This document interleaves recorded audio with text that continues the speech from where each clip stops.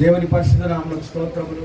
చేరి ఉన్న మీ అందరికీ ప్రభు అయిన యేసుక్రీస్తు నామములో శుభాభివందనాలు తెలియజేస్తున్నాను. హల్లెలూయా, హల్లెలూయా. సంతోషపడ్డారా? ఏం చెప్పండి. వాక్యంలోకి వెళ్దాం. ఎక్కడి వరకు వచ్చావు? రాత్రి ఎఫెసు సంఘ కాలానికి వర్తమానం. పౌలు గారికి ఏముందంట? దేవుని పట్ల ఆసక్తి. ఆ దేవుని పట్ల ఉన్న ఆ విశేషమైన ఆ ఆసక్తితో ప్రజల మీద ఆసక్తి కలిగి ఉన్నాడు. అందరికీ ఉండదు ఈ ఆసక్తి. కన్సర్న్ అందరికీ ఉంటుందా? ఎవరికీ ఉండదు. పిలిచామా, వచ్చారా అనుకుంటా, కూర్చున్నారా అనుకుంటా. పౌలు గారు కూడా విశేష ఆసక్తి కలిగి ఉన్నాడంట. ఎందుకంటే దేవుడు మనకు ఒక బాధ్యత ఇచ్చినప్పుడు ఆ బాధ్యతను పరిపూర్ణంగా మనం నెరవేర్చాలి. దేనికోసం వచ్చాం మనం? దేని కొరకు దేవుడు మనల్ని పంపించాడు? అది మర్చిపోయి వేరే వేరే అంశాల మీదకి మనం వెళ్ళకూడదు. ఆత్మలను రక్షించాలి. ఆత్మల భారంతో వచ్చాం కాబట్టి సాధ్యమైతే ఏర్పరచబడిన వారిని సహితం పెకిలించడానికి సాతానుడు కుతంత్రంతో వాడు తిరుగులాడుచినప్పుడు వాడి ఆటంకాలన్నింటిని కూడా మనము నిరోధించడానికి ఎంతైనా మన ప్రయత్నం చేసి అగ్నిలో నుంచి లాగినట్లుగా కొన్ని ఆత్మలైనా దేవుని వైపుకి లాగితే అది ఎంతైనా ధన్యత. దేవాశక్తితో మీ ఎడల ఆసక్తి కలిగి ఉన్నాను.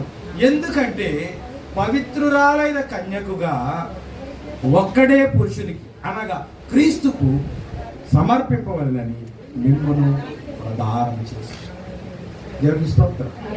ఇంత బాధ్యతగా ఇంత మరి భారాన్ని మీదేసుకుని పౌలు గారు క్రీస్తు కొరకు ఎన్నో శ్రమలు అనుభవించారు.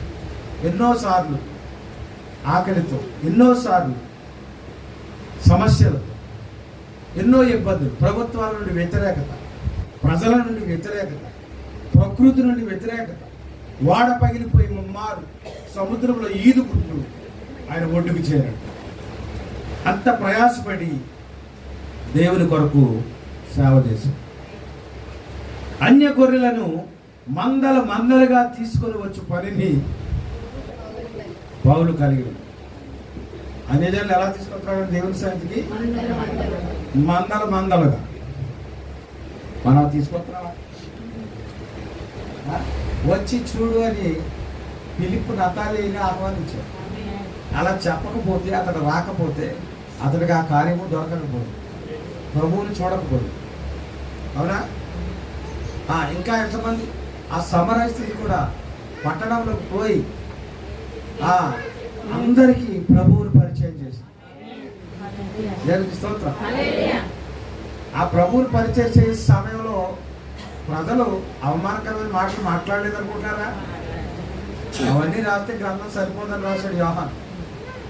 దేవుని క్రియలు రాస్తేనే సరిపోదు, ఇంకా ఈ సందర్భాలన్నీ కూడా వివరిస్తే ఇంకా అసలే సరిపోదు. మనం ఊహించుకోవాలి. ఒకసారి వెళ్ళి ప్రభు మాటలు చెప్తారంటే ఏమంటారు? నీ బతుకి నాకు తెలియదేంటి? ఏం చేస్తారు? ముఖం మీద ప్యాడ్ నీళ్ళు స్ప్రే చేస్తారు. నువ్వు చెప్పొచ్చావా దేవుడి గురించి?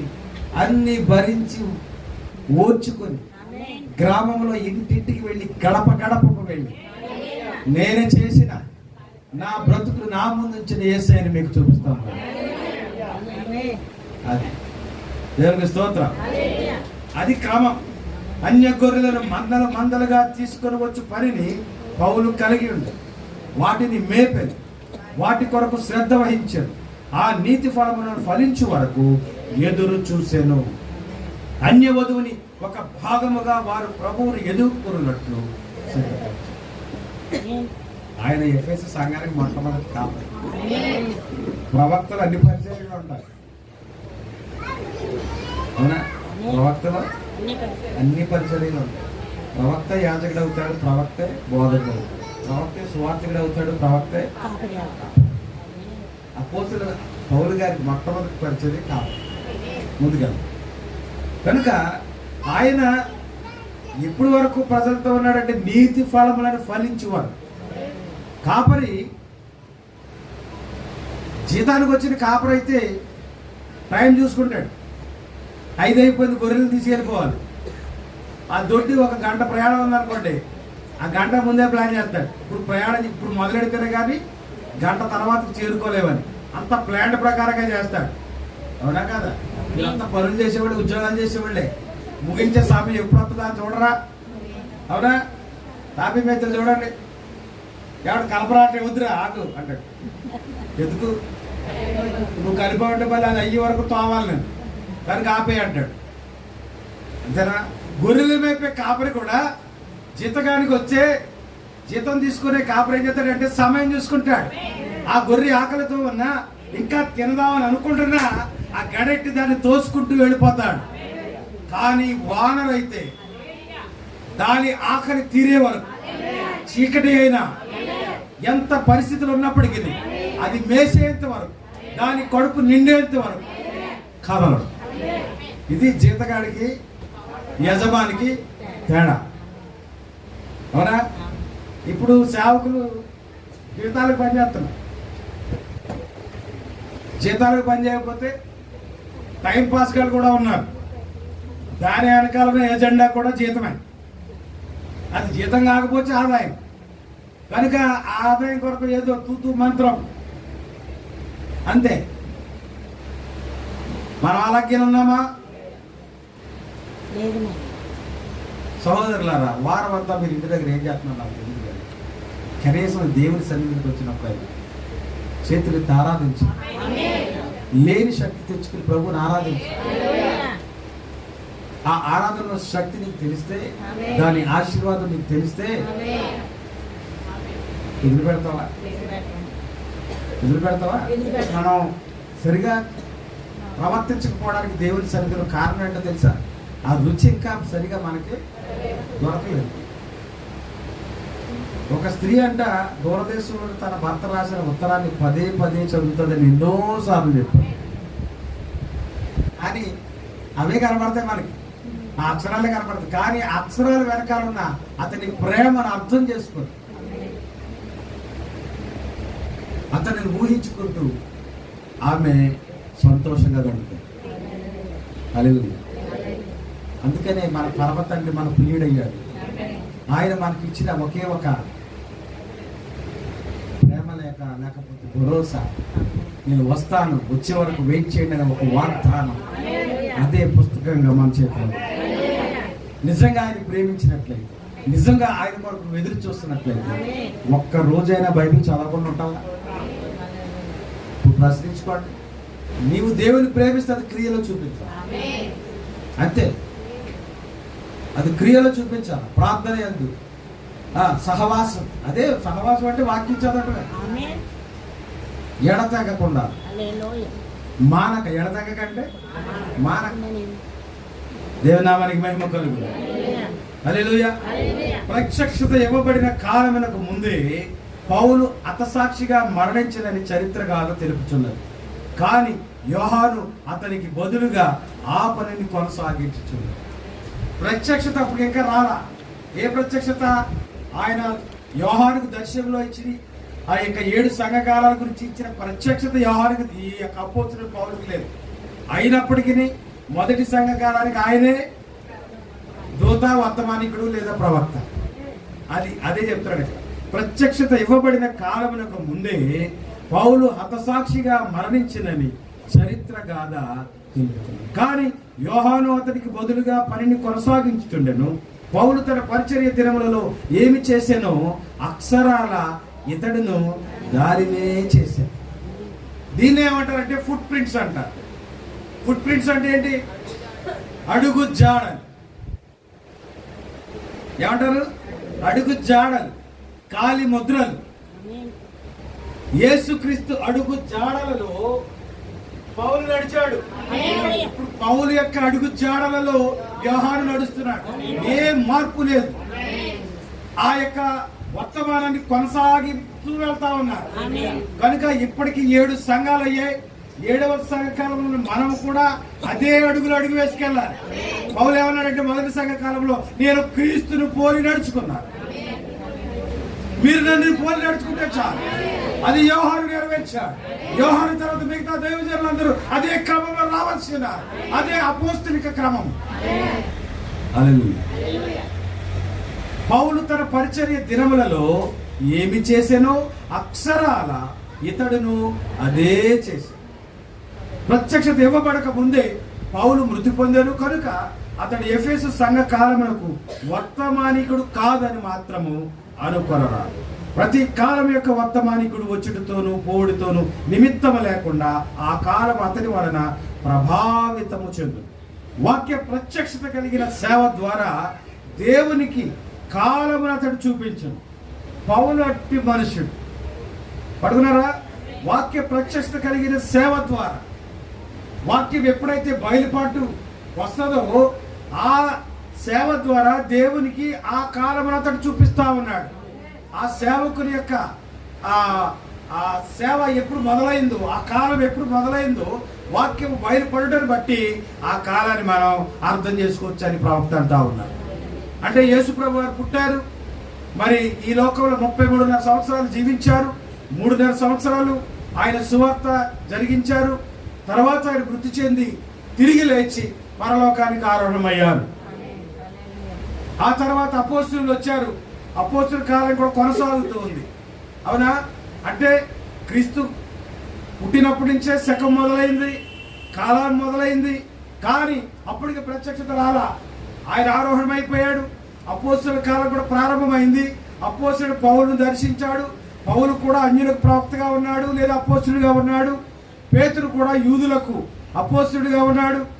ఇదంతా జరుగుతున్న మధ్యలో ప్రత్యక్షత వచ్చింది. పౌలు కూడా తెరమరుగైపోయాడు. యోహాను దగ్గరికి వచ్చేసరికి సంఘ ప్రత్యక్షత వచ్చి అప్పుడు సంఘకాలం మొదలైంది. కనుక ఈ సంఘకాలం యొక్క ప్రారంభం ఎప్పుడంటే క్రీస్తు శకం 53, అంటే క్రీస్తు పుట్టి 53 సంవత్సరాల తర్వాత సంఘకాలం మొదలైంది. సంఘకాలం అంటే ప్రత్యక్ష. సంఘకాలం అనగా బయలుపాటుతో కూడిన. బయలుపాటు అంటే ఏంటో కాదు, కానీ దేవుడే స్వయముగా తన ప్రణాళికను బయలుపరచు, తన ప్రణాళికను, తన రహస్యాన్ని ఒక స్నేహితునికి చెప్ప. ఎంత ధన్యత! దేవుని మైండ్లో ఉన్న ఆలోచనని ఎవరికి ఇచ్చాడు ఆయన? బయలుపాటు ద్వారా తను ప్రేమించిన వ్యక్తులకు ఇచ్చాడు. దేవునికి స్తోత్రం కదా. ఆ ధన్యత పౌలుకు దొరికింది. అందుకే ప్రత్యక్షత యోహానుకు వచ్చినప్పటికీ ఆయన లేకపోయినప్పటికీ ఆ దర్శనములో దేవుడు సమస్తాన్ని బోధించాడు. ఆ దర్శనంలో కాకపోతే అతను అరేబియా వెళ్ళి 3.5 సంవత్సరాలు దేవునితో సహవాసం చేసి దేవుని యొద్ద నుండి ప్రతి ప్రశ్నకు అతడు జవాబు. ఇది పౌలు గురించిన వృత్తాంతం. పౌలు 3 విధాలుగా నేర్చుకున్నాం.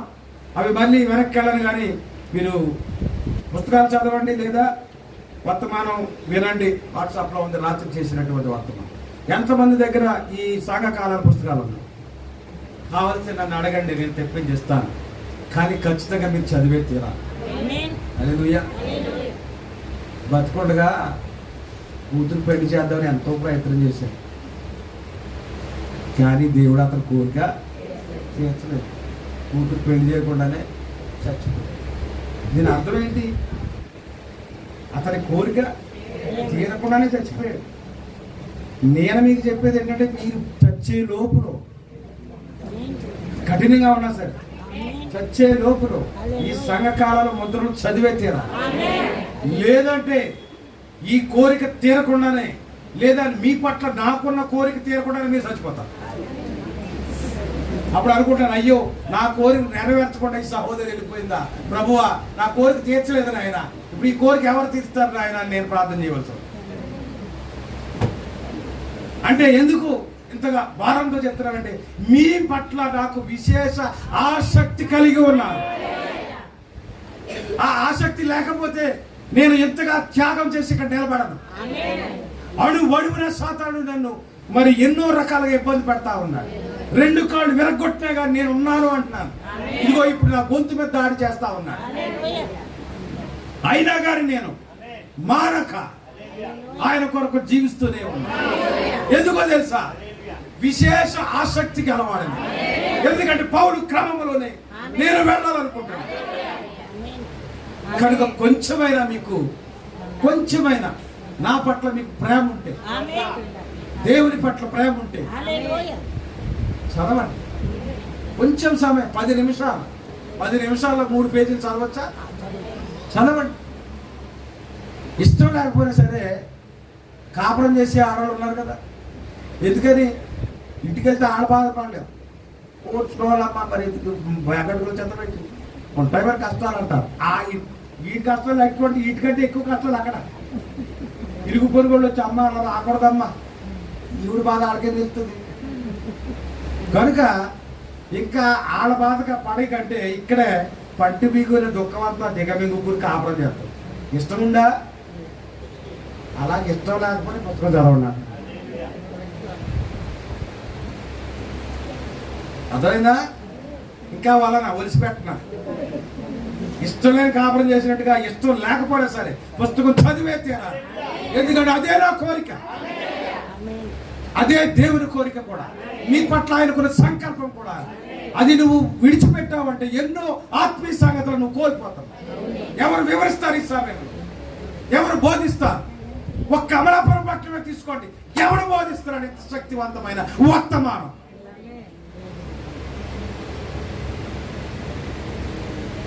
నెలకొకడు వచ్చేస్తాడు కాంపౌండ్లో.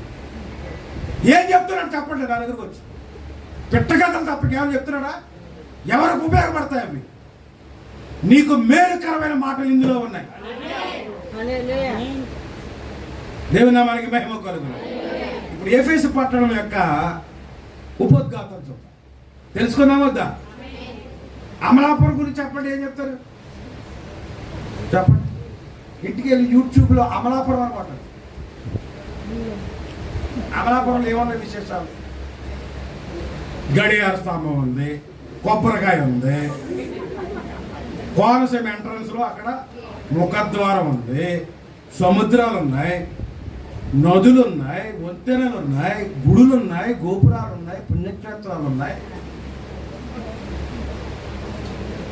మత్స్య సంపద ఉంది, రొయ్యల సంపద ఉంది, విస్తారమైన ధాన్యం పండుతుంది, కొబ్బరి పండుతుంది. ఇది అమలాపురం యొక్క విశేషం. కేరళ, అక్కడ ఎవరైనా పడవలోనే ప్రయాణం చేయాలి. ఇక్కడ సిటీ బస్ ఎక్కినట్టుగా అక్కడ పడవ ఎక్కుతారు. అది దాని విశేషం. అలాగ ప్రతి దాని కొరకు తెలుసుకోవాలి. ఒక్కొక్కళ్ళు ఉంటారండి బాబు పుస్తకాల పురుగు. అది ఏ పుస్తకం అనవసరం, చదివేసి వదిలేయాలని.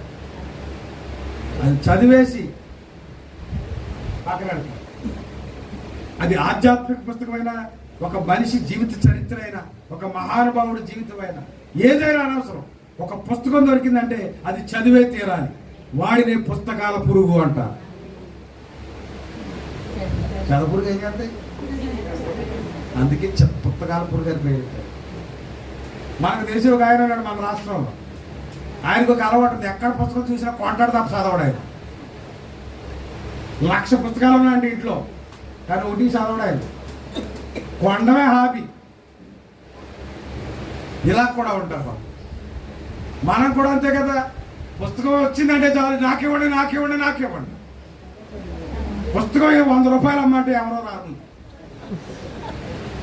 నాకివ్వండి నాకివ్వండి ఊరికి ఊరికి రట్టుకెళ్ళి చదువుతున్నారా? అరమారులో పేరుతున్నారు. మీరు అలాంటి వాళ్ళే. కనుక ఇప్పుడు ఎఫెసు పట్టణం గురించి నేర్చుకోండి. ఎందుకంటే అది మరి సగకాలానికి ప్రభు పోల్చాడు కాబట్టి దానికోసం మనం నేర్చుకునే తీరా. ఎఫెసు పట్టణము ఆసియాలోని 3 అతిపెద్ద పట్టణములలో ఒకటై ఉన్నది. ఆసియా ఖండంలో 3 అతిపెద్ద పట్టణాలు ఉన్నాయి. ఏమిటంటే చెప్పగలుగుతారా? మొట్టమొదటిది యెరూషలేము, రెండవది అంతియోకియా, మూడవది ఎఫెసు. చెప్తారా? ఎవరు పెట్టారు చెప్పండి. మొదటిది యెరూషలేము, రెండవది అంతియోకియా, మూడవది ఎఫెసు. విశ్వాసమునకు మొదటి పట్టణము యెరూషలేము, రెండవది అంతియోకియా, మూడవది ఎఫెసు.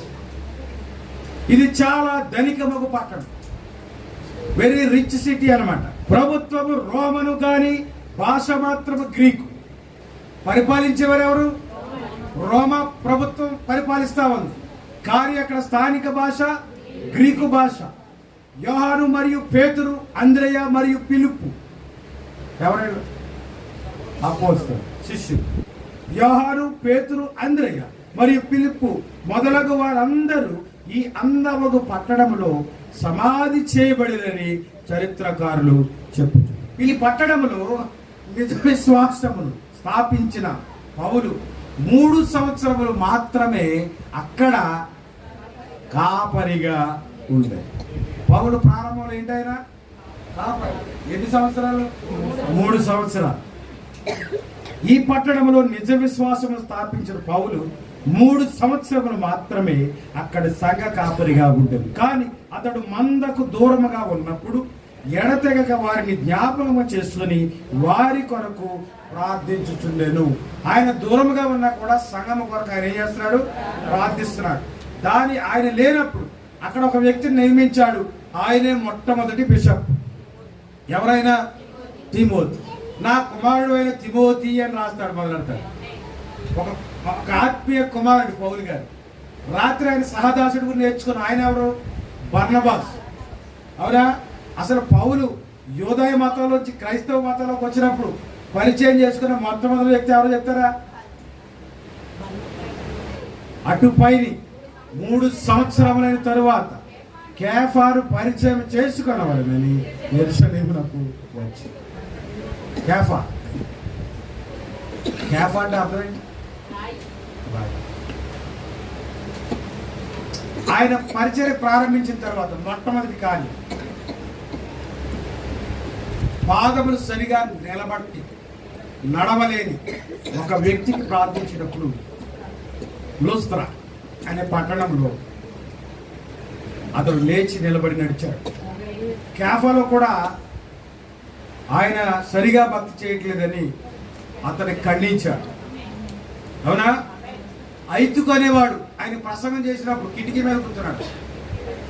పౌలు ప్రసంగించినప్పుడు కిటికీ మీద కూర్చుని ప్రసంగం అంటున్నాడు. జోగు వచ్చి కింద అడిపోయాడు. 3 అంతస్తుల మీద కింద. పౌలు గారు వెళ్ళి అతన్ని స్వస్థపరిచారు, బ్రతికించారు. హల్లెలూయా. పోపులి అని ఒకడు ఆ ద్వీపంలో ముఖ్యుడు. అవునా? అతడు ఆయన్ని చేర్చుకున్నాడు. కొంచెం ఉన్నవాడు అతను. పొలాలు, భూములు ఉన్నాయి కనుక ఒక 2 రోజులు భూమి పెట్టగలిగిన స్థామత అతను ఉంది. పౌలు గారిని చేర్చుకుని ఆతిథ్యం ఇచ్చాడు. ఆ సందర్భంలోనే అతని తండ్రి రోగగ్రస్తుడు అయినప్పుడు పౌలు ఆయనకు ప్రార్థించగా అతడు స్వస్థపడ్డాడు. హల్లెలూయా. ఈ సందర్భానికి మీరు ఏది గుర్తు చేసుకోవాలంటే గనురాలు గుర్తు చేసుకోవాలి. హల్లెలూయా. దేవునికి స్తోత్రం కలుగును గాక. 1 తిమోతి 1వ అధ్యాయం 1 నుంచి 3 వచనాల వరకు గ్రంథాలు ఉన్నవారు చూడండి. 1 తిమోతి 1వ అధ్యాయం 1 నుంచి. మన రక్షకుడైన దేవుని యొక్కయు మన నిరీక్షణ అయిన క్రీస్తు యేసు యొక్కయు ఆజ్ఞ ప్రకారము క్రీస్తు యేసు యొక్క అపోస్తలుడైన పౌలు విశ్వాసమును బట్టి నా నిజమైన కుమారుడగు తిమోతికి శుభమని చెప్పి వ్రాయినను. తండ్రి అయిన దేవుని నుండి మన ప్రభు అయిన క్రీస్తు యేసు నుండి కృపయు కనికరమును సమాధానమును నీకు కలుగును గాక. నేను మాసిదోనియకు వెళ్ళుచుండగా సత్యమునకు భిన్నమైన బోధ చేయవద్దనియు కొందరికి ఆజ్ఞాపించుటకు నీవు ఎఫెసులో నిలిచి ఉండవలనని హెచ్చరించుచున్నా. మనమంతా ఒకే క్రమంలో వెళ్తున్నాం. ఎవరి బిడ్డలారా? మీరందరూ నా కుమారులు. అవునా? నాకు కొడుకు లేదనే బాధ లేదు. మీరే నా కుమారులు, మీరే నా కుమార్తెలు. ప్రభు సన్నిధిలో చెప్తున్నాను, you are my sons and daughters. మీ పట్ల నాకు ఏ భేదం లేదు. అందరినీ సమానంగా ప్రేమిస్తున్నా. నేను మిమ్మల్ని పరిపూర్ణమైన ప్రేమతో ప్రేమిస్తాను. ఎందుకంటే ఇది పౌలు క్రమంలో మనం వెళ్తున్నాం. తిమోతిని ఏమన్నాడు చూసారా? నా కుమారుడు అయిన తిమోతి. ఏ స్థానం ఇచ్చాడు తిమోతికి? కుమారుని స్థానం ఇచ్చాడు. హల్లెలూయా. శుభమని చెప్పినది వ్రాయినది. ఎఫెస్ అని పేరునది చాలా వింతైన బహుళార్థం అన్నది. ఎఫెస్ అనే అర్థం ఏమిటంటే గురి చూపుట. గురి చూపడం అంటే టార్గెటింగ్ మరియు విశ్రాంతి పొందుట, రెస్టింగ్ అను అర్థమును కలిగి ఉన్నది. ఈ కాలం యొక్క ఉన్నతమైన ఆశయములు ఆత్మ యొక్క సంపూర్ణతతో ప్రారంభించబడినది. దేవుని యొక్క లోతు వైపు గురి కలిగి వారు దేవుని యందు ఉన్నతమైన పిలుపు కలిగి ఉండరు. ఈ మాట పట్టుకుందామా? దేవుని యొక్క లోతు పుస్తకంలోనే హైలైట్గా రాశారు ఆ మాట, బోల్డ్ లెటర్స్తో. కారణం ఏంటంటే ఏదో ఉంది లోతు. చూద్దామా ఏంటి లోతు? దేవుని యొక్క లోతు, వాక్యం యొక్క లోతు. దేవుడు అనగా వాక్యం. మనము పై సంగతులను విడిచిపెట్టి కల్పన కథల వైపు మనసు తిప్పకుండా లోతైన సంగతులు తీసుకోవాలి. ఉన్నాయా లోతైన సంగతులు? లోతైన జలములలో లోతున వినబడు స్వరమా, లోబడుటను నేర్పించే లోపములు సవరించి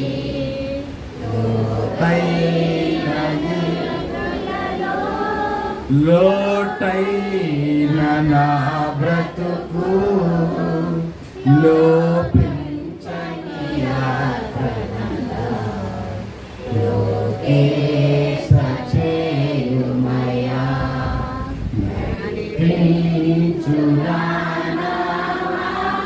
ఈ మాటలో నా అంతరార్థం ఎప్పుడైనా గ్రహించారు? ప్రతి పాటకి చాలా లోతైన అర్థం, లోతైన జలములు. ఇదిగో ఆ సమరయ స్త్రీ అని చెప్తున్నాడు కదా, నేనిచ్చి నీళ్ళు త్రాగువా. ఆయన దగ్గర ఉన్న నీళ్లలో లోతున ఉందంటే స్వరం. నువ్వు పై చదువుకుంటే ఏమీ అర్థం కాదు నీకు. నువ్వు చదువుకి వెళ్ళిపోవడం వల్ల అక్షరం చంపుతుంది నిన్ను. విపరీతమైన అర్థాలు తీసుకుంటున్నారు ఈవేళ. కానీ నువ్వు ఎక్కడికి వెళ్ళాలో తెలుసా? లోతులోకి వెళ్ళాలి. అందుకే ఆయన చెప్పాడు, మీ నావలను లోతులోకి రండి. Deeper into deepest. ఆ ఆదరణకర్త మీ మీదకి వచ్చినప్పుడు మిమ్మల్ని సర్వసత్యంలోకి నడిపించును. అదే లోతు. ఏంటది? లోతు, డీప్. ప్రవర్తమానం ఉంది, కరడు కడని పిలుచుతున్నది. అలా ఎక్కడి నుంచి వస్తుంటే లోతులో నుండి వస్తావు.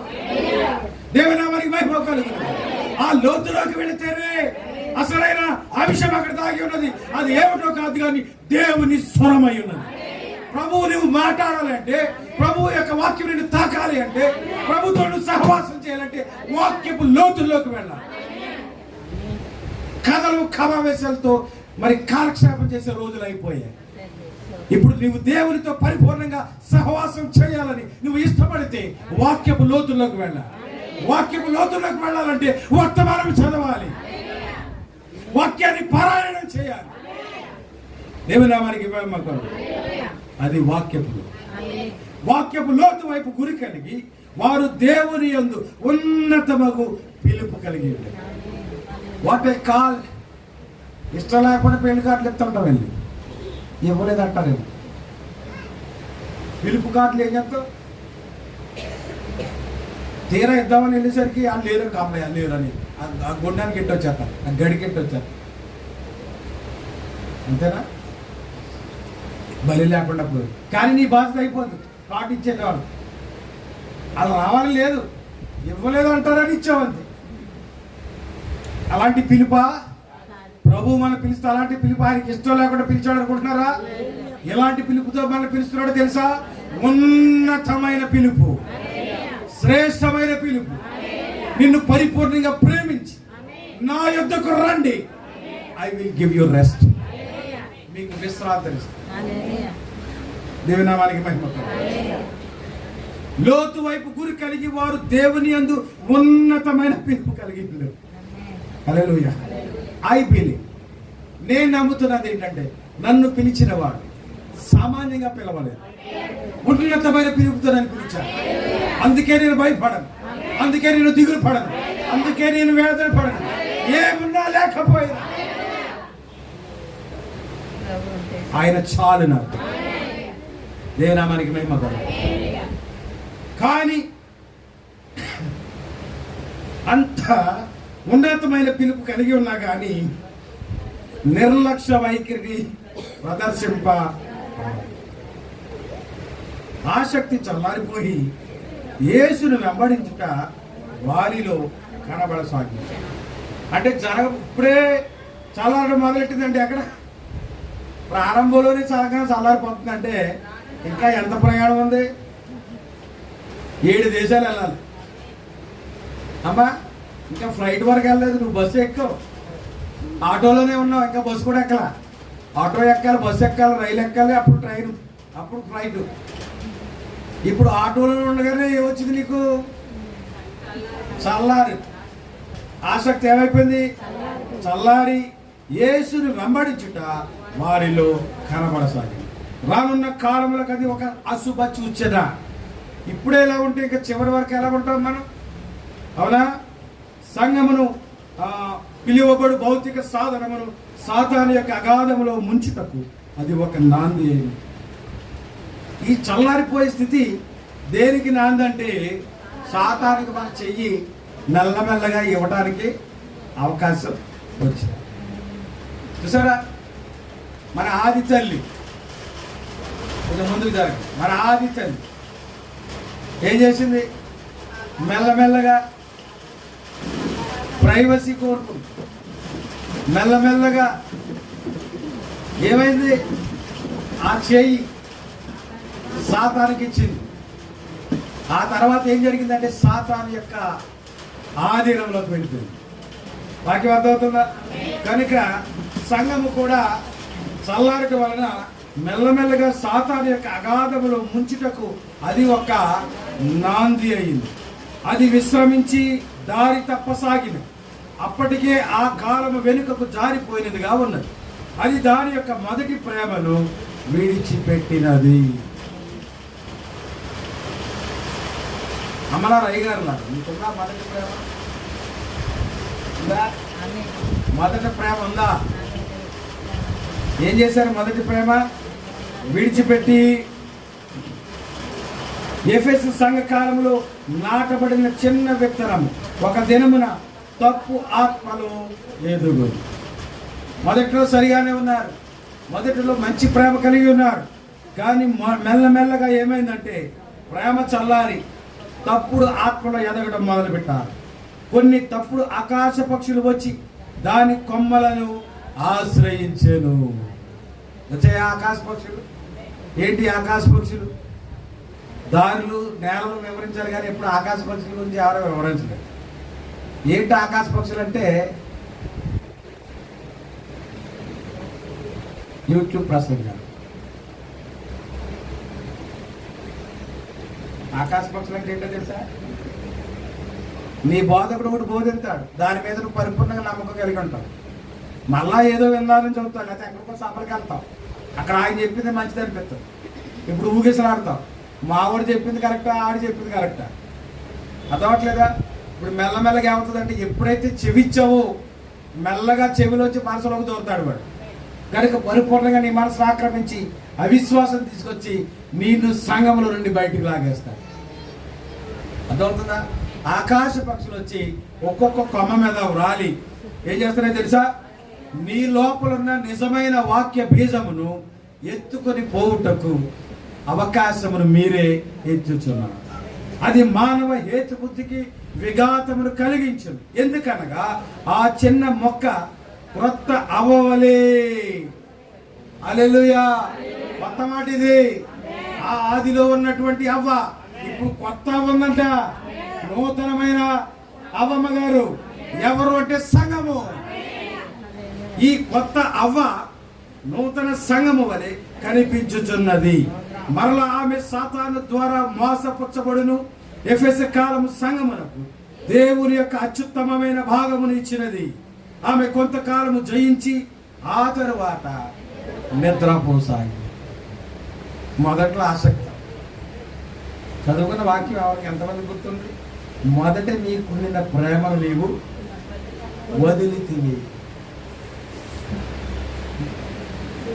అయినను నేను నీ మీద ఒక నేరము మోపవలసిన. మొదటి ప్రేమను విడిచిపెట్టావు. నువ్వు ఏ స్థితిలో పడిపోయావో అది జ్ఞాపకం చేసుకో. అది జ్ఞాపకం చేసుకుని నువ్వు మారు మనసు పొంది ఆ మొదటి క్రియ మరలా చేయుటకు ప్రయత్నించి. హల్లెలూయా. మరలా ఆమె సాతాను ద్వారా మోసపరచబడును. ఎఫెసు సంఘ కాలమునకు దేవుని యొక్క అత్యుత్తమమైన భాగమును ఇచ్చినది. ఆమె కొంతకాలము జయించి ఆ తరువాత నిద్రపోసాగినది. ఆ జాగ్రత్త పడని క్షణములోనే ఎప్పుడైతే కునుకొస్తుందో ఇదిగో పెళ్లి కుమారుడనే స్వరం. మనం అనుకునే గడియలో ఎప్పుడైతే కునుకుతామో అప్పుడే ఏం చేస్తుందంట? నిద్రపోసాగినది సంఘము. ఆ జాగ్రత్త పడని క్షణములోనే సాతాను వచ్చి పూర్తి పతన విత్తనమును నాటిపోయినది. అదే నీవు నిద్రపోతే పొలంలోకి ఏమన్నా రారెత్తావా? నీ కునుకుపాటు ఎంత పని చేసిందో చూడండి. హల్లెలూయా. ఎఫెసు యొక్క మతం ఏంటంటే మతం ఈ మొదటి కాలము రానున్న కాలములకు ఒక పరిపూర్ణమైన మాదిరిని చూపించు. ఇక్కడ మంచి జరిగిన చెడ్డ జరిగిన ఈ ప్రభావం అంతా మిగతా సంఘ కాలాలన్నిటి మీద ఉంటుంది. అనుకున్నారా? అది అందుకే మొదటే చెప్పాడు ప్రవక్త, ప్రతి సంఘ కాలంలో తప్పులు దొరులాయి అన్నడా. ఒక పరిపూర్ణ మాదిరిని చూపించుతున్నది. మొట్టమొదటిగా అతి సుందరమగు డయానా దేవాలయమును గమనించాడు. ఎంతమంది తెలిసి డయానా ఫోటో? చాలా మంది మేరీ మాతను గురించి తెచ్చుకుని ఇంట్లో పెట్టుకున్న రోజులు కూడా ఉన్నాయి మనుషులు. డయానా అంటే ప్రిన్సెస్ డయానా కాదు, బ్రిటిష్ మహారాణి కాదు. డయానా అనే ఒక దేవత ఉంది. అది మనుషులు సృష్టించిన ఆ యొక్క దేవత. అయితే అసలు రూపం లేదు, ఒక చిత్రకారుడు గీసిన రూపం. అది చాలా అందంగా గీశాడు. పూర్వం తీర్థాల్లో అమ్మేవారు పటాలు, విస్తృతంగా అమ్ముడుపోయింది. చాలా మంది క్రైస్తవులు 98% క్రిస్టియన్స్ అది మరియమ్మ అనుకుని తెచ్చుకుని ఇంట్లో పెట్టుకున్నారు. ఇది ఇక్కడ ప్రవక్త మాట్లాడుతున్నాడు దాని గురించి. సుందరమగు అతి సుందరమగు డయానా దేవాలయమును గమనించండి. దానిని ఎన్నో సంవత్సరాల పాటు నిర్మించింది. అతి కళాత్మకముగాను మరియు సంపూర్ణ నైపుణ్యముతోనూ మలచిన డయానా విగ్రహమును ఆ పవిత్ర ఆవరణలలో నిలబెట్టిరి. ఎక్కడ నిలబెట్టారంట? పవిత్రమైన స్థలంలో నిలబెట్టిరి. ఈ డయానా ప్రతిభను ఊహతో మీరు చూడవచ్చును. ఆమె కొరకు ప్రతిష్ఠింపబడిన దేవాలయం ఇంకా చాలా ఉన్నవి, కానీ ఈ ప్రతిమతో పోల్చుటకు అవేవి కూడా ఎన్న తగినవి కావు. చెప్పవలనచో ఆమె నిరాకారముగానున్న స్త్రీ రూపము. ఆకారం లేని స్త్రీ అంట. ఆకారం లేని స్త్రీ అంటే మన ఫోటో ఉంటుంది. ఇప్పుడు ఆయన ఫోటో ఉంది, మనిషి ఉన్నాడు కదా, మనిషి ఉన్నాడు కాబట్టి రూపం వచ్చింది. కానీ ఈ డయానా రూపం ఉంది కానీ మనిషి లేదు.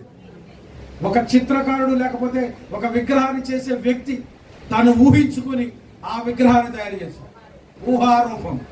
హల్లెలూయా. అది చెప్పాలంటే ఆమె నిరాకారముగా ఉన్న స్త్రీ రూపం. ఆమెను ఒక మ్రానులో చెక్కిరి. ఒక చెట్టును తీసుకొని ఆ చెట్టును ఆమె రూపాన్ని చెక్కి ఆమె యొక్క 2 చేతులు 2 మామూలు ఇనప ఊతలతో చేయబడి ఉండెను. మొదటి కాలంలో దిగి వచ్చిన క్రీస్తు విరోధి ఆత్మకు ఇది ఎంతో మాదిరిగా చెక్కబడి ఉన్నది. ప్రతిమ అనగానే శత్రువు క్రైస్తవ సంఘాలు. అక్కడ ఉన్న డయానా ప్రతిమ దేనికి? ఆ మొదటి సంఘ కాలంలో సంఘానికి ఎదురు వచ్చిన క్రీస్తు విరోధపు ఆత్మకు దానిని పోలుస్తా ఉన్నారు. అదవుతుందా? మొదటి కాలంలో దిగి వచ్చిన క్రీస్తు విరోధి ఆత్మ ఇది ఎంతో మాదిరిగా చెక్కబడి ఉన్నది. జనుల మధ్యకు అది విడుదలయ్యేది. జనులను గందరగోళం చేయు ఏ ఆకారమును ఇంకా సంతరించుకొనలేదు. కానీ దేవుని యొక్క కార్యమును చితికద్రొక్కుటకు ఈ 2 ఇనప చేతులు సూచనగా ఉన్నవి. చూసారా? దేవుని యొక్క కార్యమును చితకొట్టడానికి 2 చేతులు వచ్చాయంట. డయానా గారి చేతులు. వాడందుకు బాట వేయించుండెను సాతాను. ఎవరు వారిని గమనించినట్లుగా కనబడలేదు. అదవుతుందా? క్రైస్తవ సంఘానికి ఏమీ హాని లేనట్టుగానే కనబడుతున్నప్పటికీ హాని దాగి ఉన్నదని ప్రవక్త అంటున్నాడు. వాడు చేర్చున్న దానిని పట్టించుకొనలేదు. ఎవరు? సంఘం. కానీ ఒక దినమున వారు గమనించెదరు, ఆ ఇనప చేతులు చేయు క్రియలు ఒక దినమునకు బోధగా మారును. ఎలా మారుతాయంట? ఓరి మన సంఘ కాలంలో చూద్దాం. మన సంఘ కాలంలో బోధలు ఎలా ఉన్నాయో తెలుసా? ఇనప చేతులు కావా? ఇనప చేతులు అంటే బరువైన చేతులు, స్ట్రాంగ్. నేను చెప్పిందే సత్యం. మా సంఘానికి రండి. మా సంఘానికి వస్తే ఏం బోధించబడుతుందంటే ఆత్మీయమైన సంగతులు, ఎన్నడూ విరగని. తీరా వెళ్తే ఏంటి లోపల? తీరా లోపలికి వెళ్తే ఏంటి? స్టోరీ. లోపలికి వెళ్తే స్టోరీ. 3 లక్షల మంది హాజరయ్యే అతిపెద్ద సంఘములో లోతైన సంగతి ఎక్కడున్నాయని విన్నామే మనం. జలములు అంటే వాక్యం, వాక్యపు లోతులు, దేవుని స్వరం ఉందని. ఎప్పుడైనా సేవకుడు ఆ స్వరాన్ని బయటికి తీయడానికి ప్రయత్నించాడా? సూట్ని అలగదే, సూట్ని అలగదే. రాత్రి చెప్పుకున్నాం కదా, తీయగా మాట్లాడతారు.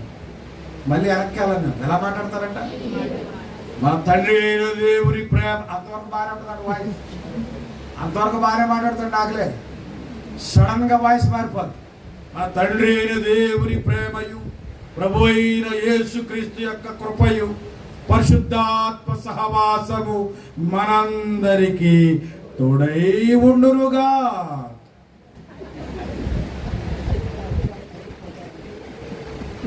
నేనేం అబద్ధం చెప్పట్లేదు. చదువు మా రాత్రి చదువు రాసుకున్నా కదా. ఇంకా దెబ్బతోటి మనకి ఏమొచ్చిందంటే దేవుడే నెత్తిపై చెయ్యట్టి దీవించేయాడన్నంత ఆనందంతో బయటకు వచ్చేస్తాను.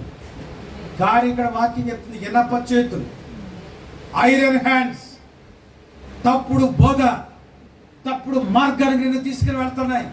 దేవుని సంగమా, నీవు దేవుని ప్రేమించి ఆయనతో సహవాసం చేయాలంటే, ఆయన నీతో మాట్లాడాలంటే వాక్యము లోపల ఒక లోతు ఉన్నది. ఆ లోతులో దేవుని స్వరం ఉన్నది. దారిని నువ్వు వినడానికి ప్రయత్నం. అర్థమవుతుందా? ఉత్తరం అంటే ఇప్పుడు అర్థమైందా మీకు? ఉత్తరం అంటే సంఘాలు ఎక్కడ చదువుతాయి? అత్తగారు బామ్మద్దులు వదిన అన్నీ ఉత్తరం రాసాడంటే కదా. ఏది ఇస్తుంది? చదివేసి ఇచ్చేసి వెళ్ళిపోతాడు. ఆడికి అదే తెలుసు. కానీ ఉత్తరం దాచుకునేది ఆమె మాత్రమే. ఎందుకని? దాని లోతులో ఉన్నది ఒక స్వరము. ఆమె అక్షరాలు చూడలేదు, కానీ అక్షరము లోపల మాట్లాడే స్వరాన్ని వినడానికి ప్రయత్నం చేయాలి. ఆ స్త్రీ ఎవరంటే సంగమయం. నీ స్వరము వినిపించు ప్రభువా, నీ దాసురాలకించు.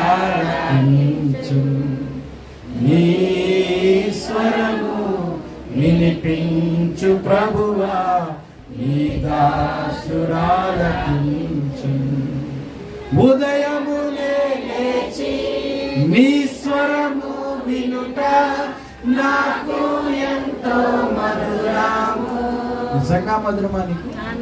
రియల్లీ? ఎవ్రీ మార్నింగ్ ప్రభు యొక్క స్వరాన్ని వినబడాలని నువ్వు ఇష్టపడుతున్నావా? ప్రతి దినము ఆయన స్వరం కొరకు నువ్వు ఎదురు చూస్తా ఉన్నావా?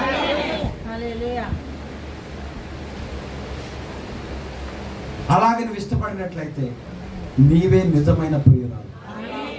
హల్లెలూయా. ఇనప చేతులు చేయు క్రియలు ఒక దినమునకు బోధగా మారును. వారి యొక్క బోధ ఆ సామ్రాజ్యం యొక్క చట్టముగా మారి. బోధ మెల్లగా వచ్చి ఏం చేస్తుంది? చట్టం అయిపోతాడు. చట్టం అయిపోతాడు అంటే మీకు చెప్తున్నాను చూడండి. నాకు ముందు ఒక అయ్యారు వచ్చాడు, పెద్ద పారిశ్రామికవేత్త. ఆయన అంటాడు హల్లెలూయా చెప్పొద్దంట. చట్టం చేస్తాడు. ఇప్పుడు బోధే కాదు, అదేంటది? చట్టాన్ని చేస్తాడు. మీకు అర్థం అవడం చెప్తున్నాను, ఆయన నిందించట్లేదు. నేను సందర్భం వచ్చింది కాబట్టి చెప్తున్నా. అది వద్దు నువ్వు చట్టం చేస్తున్నావంటే ప్రకటన గ్రంథాన్ని నువ్వు నమ్మట్లేదు, అంతే కదా? నువ్వు బోధించేదే ప్రకటన గ్రంథం, వర్తమానంగానే బోధిస్తున్నావు, ప్రవక్తనే బోధిస్తున్నావు. అందులో ఉన్న ఒక పొల్లును కూడా తీయొద్దని వాక్యం చెప్తుంది. ఈ ప్రవచన గ్రంథములో ఏదైనా కలిపినా తీసినా దేవుడు ఏం చేస్తాడంట, ఈ గ్రంథములో వ్రాయబడిన తెగుళ్ళన్నీ నీకు ప్రాప్తించుగాకని వాక్యం అంటే ఇప్పుడు ఆ హల్లెలూయా పదాన్ని తీసేస్తున్నాడు. తీయడమే కాదు, శాసనం చేస్తాడు. వాక్యం ఎంత చక్కగా వ్రాయబడి ఉంటుంది. ఇదే లోతు. ఏమైనా మనకి మహిమ కదా. అయిపోయింది, కొంచెం సేపు ఊపుపడి. ఆలయ సేవా విధానము కూడా చాలా వింతగా ఉంది. అన్నిటికంటే ముందు గమనించవలసినది ఆ యాజకులను, వారు నపుంసకులు, ఆ వంద్యులకు, యాజకులు జనుల యొక్క వంద్యత్వములకు సూచన ప్రాయముగా ఉన్నారు. వాక్యము నుండి తొలగిపోయిన వారికి సూచన కనబడుచుంది. తమకు దేవుడు తెలియనని ఆ జనులు చెప్పుకొచ్చున్నారు.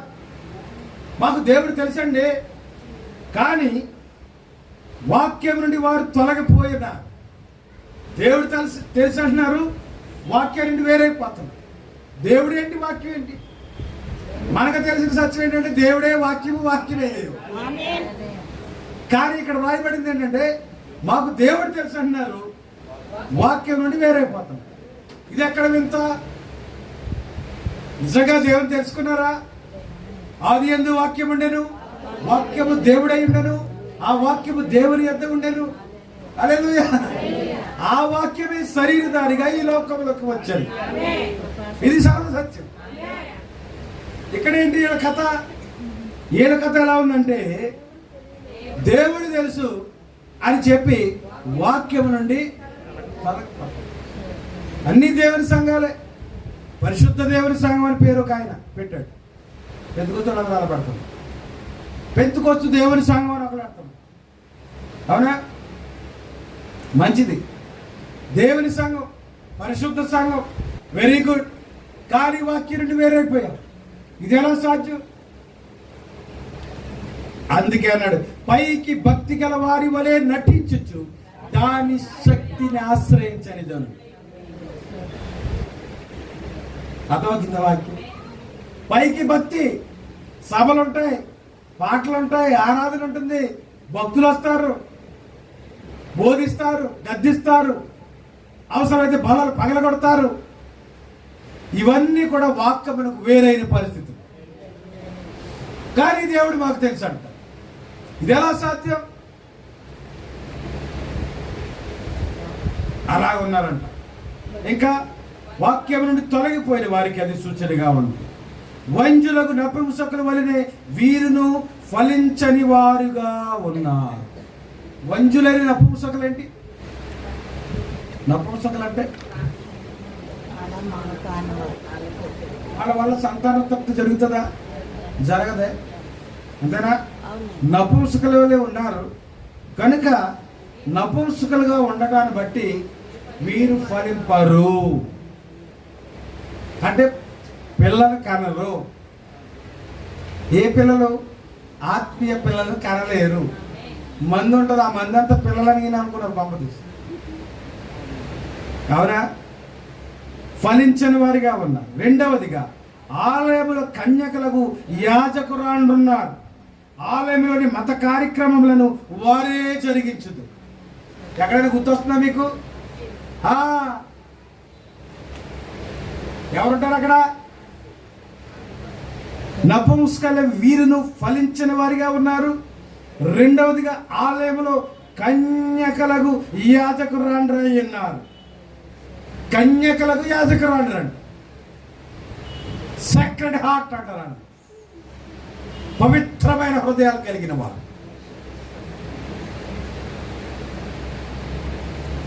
ఆలయంలోని మత కార్యక్రమములను వారే జరిగించుదురు. ఆ యాజకుడు వచ్చే లోపల ఇక్కడ కార్యక్రమాలను ఎవరు జరిగిస్తారో తెలుసా? ఈ నపుంసకులైన స్త్రీ యాజకులు. ప్రిపరేషన్ అంతా వాళ్ళదే. పరిశుద్ధాత్మ యొక్క స్థానమును, ఆచారములు, సంప్రదాయములు, మత సంబంధము కార్యక్రమములు, పద్ధతులు ఆక్రమించు రాబో దినములకు ఇది హెచ్చరికగా ఉన్నది. దేవుని యొక్క ఆలయమును ఉల్లాసపరచు ప్రత్యక్షత ఇక నింపదు. వారందరి మీదను ఒక ప్రధాన యాజకుడు ఉన్నాడు. రాజకీయ అధికారమును అతడు కలిగి ఉన్నాడు. ప్రజల యొక్క పలుకుబడి అతను కుండినది. అప్పటికే పరిణామము చెందుచున్న దానిని అతడు ప్రదర్శించుచున్నాడు. అయితే ఇంకా పూర్తిగా బయలుపరచబడలేదు. సంఘము త్వరలోనే మానవుని యొక్క నాయకత్వమునకు అప్పగించబడబోచున్నది. మానవుని యొక్క పథకములు మరియు మానవుని యొక్క ఆశలు చోటి చేసుకొనవై ఉన్నవి. పరిశుద్ధాత్మ ఇలాగూ సెలవిచ్చుచున్నదనుట ఇక ఆగిపోవును. యెహోవా ఇలాగ సెలవిచ్చుచున్నాడు, పరిశుద్ధాత్మ ఇలాగ సెలవిచ్చుచున్నాడు అని మాట్లాడే అవకాశం ఇవ్వరు. అంటే ఏమి ఆక్రమిస్తుంది సంఘం? సంఘంలో ఏం ఆక్రమిస్తుంది అంటే లోకంలో ఉన్న అధికారం, సాంప్రదాయాలన్నీ కూడా సంఘంలో కనబడతాయి. ఇప్పుడు కనపడలేదా? ఇది ఎక్కడ? ఎఫెసీ సంఘంలోనే మొదలైంది. అవునా? అవునా కాదండి? అది ఒక సజీవ సత్యముగా ఇక ఉండబోటలేదు. ఆలయ బానిసలకు అది ఒక కేంద్రముగా ఉన్నది. వారికి ఇక వేరే మార్గము లేక ఆ మత పాలకులకు విధేయులయ్యి గత్యంతరం ఉండదు. ఏం చేస్తారంట? వారికి ఇక వేరే మార్గము లేక ఆ మత పాలకులకు విధేయులయ్యి. ఇది పట్టుకోండి, దీన్ని వివరిస్తారు ఈ పేజీ చదివేసిన తర్వాత. వారికి ఇక వేరే మార్గము లేక ఆ మత పాలకులకు విధేయులైరి. దీని యొక్క భావమును మీరు గ్రహించండి. ఒక దినము రాబోవుటను ఇది చూపించుచున్నది. అప్పుడు ఆ యాజకులు రాజకీయ అధికారమును పొందుదురు, ప్రభుత్వ అండదండలను పొందుదురు. వాక్యములకు మరియు ఆత్మకు బదులుగా ఆచారములను, మత విశ్వాసములను, మానవ నాయకత్వమును రూపొందించదు. విశ్వాసులను బానిసలుగా చేయదు. విశ్వాసులు ఎలాగైపోతారంట? బానిసలుగా అయిపోవట్లేదా? పాస్టర్ గారిని అంటే వచ్చేస్తున్నారు పరిగెత్తుకుని. మా పాస్టర్ గారిని అంటావా?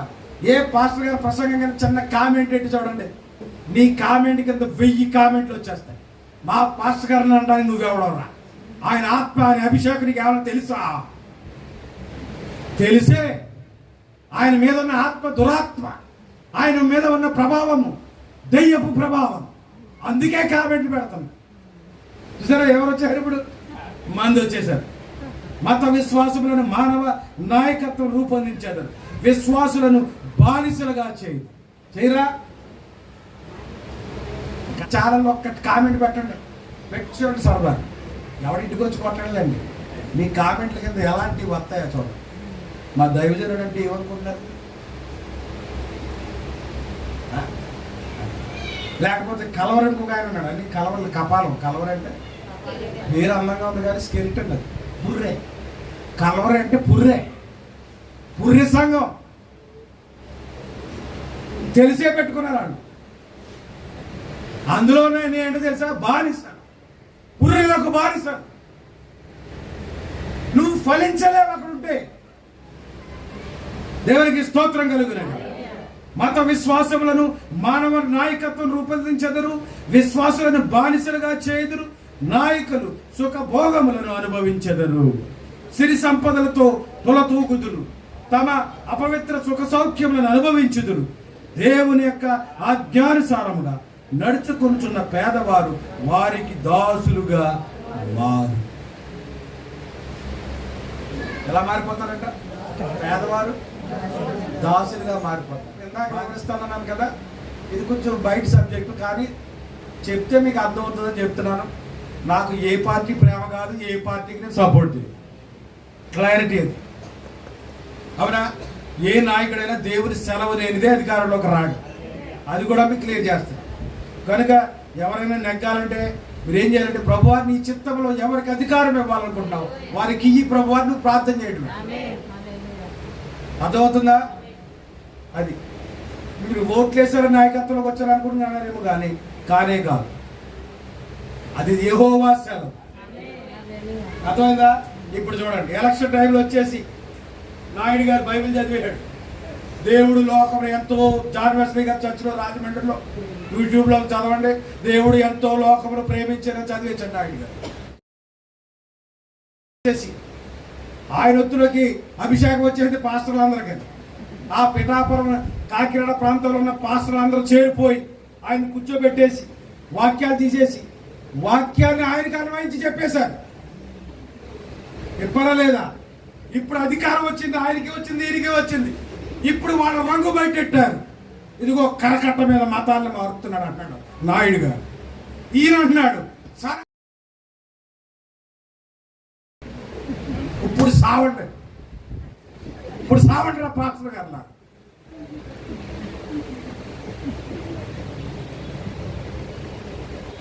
లోకాధికారం సంఘంలోకి వచ్చి ఎలా మోసం చేసిందో చూడండి పాస్టర్. దీని అంతటిగా ఉన్నారంటే అవునా? ఆయన వెనకాల ఎవరున్నాడంటే పోపు ఉన్నాడు. అన్ని ఆధారాలు నేను మీకు చూపిస్తా. ఎలక్షన్ 6 నెలల ముందు వెళ్ళి పోపుతో ఆయన కలిసాడో లేదో మీరు ఎన్డీటీవీ తీసి చూడండి. పోపు మీట్ ఆయన ఎవరు? మతాధికారి. ప్రపంచ దేశాల నేతలందరూ కూడా ఈ ప్రతిమ దగ్గర నమస్కరించే తీరాలి. వీడు గొప్పలు ఇక్కడ ఈ దేశంలోనే, కానీ అక్కడికి వెళ్తే వాడి పాదాల దగ్గర పడాల్సి. వాడు రష్యా ప్రెసిడెంట్ అయినా అమెరికా ప్రెసిడెంట్ అయినా ఎవడైనా సరే పోపు ముందు మోకరిల్లాల్సిందే. ఎందుకంటే రాబోయే కాలానికి అతడే ప్రతిమ.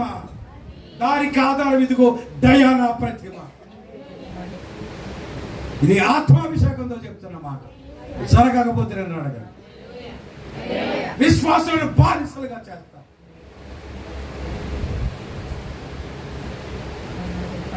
పౌలు శీలలకు ఏ పలుకుబడి ఉంది చెప్పండి?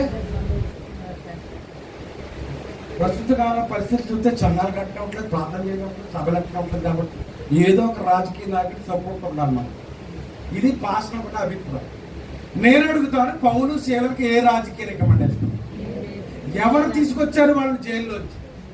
దేవుడే దిగి వచ్చి ఆ చెరసాలను బద్దలు కొట్టి వారిని బయటికి పంపించారు. దేవుని నామమునకు మహిమ కలుగును. ఎందుకో తెలుసా? వారు వాక్యపు లోతులో ఉన్నారు, దేవుని స్వరాన్ని వింటున్నారు, దేవుని వాక్య ప్రకారంగా నీకు విరోధముగా ఏ ఆయుధము వర్ధిల్లదనే విశ్వాసంతో వాళ్ళు జీవిస్తారు. దేవుని నామానికి మహిమ కలుగును. మనుషుల సపోర్ట్ అక్కర్లేదు, రాజకీయ పార్టీల సపోర్ట్ అక్కర్లేదు, నాయకుల సపోర్ట్ మనకు అక్కర్లేదు.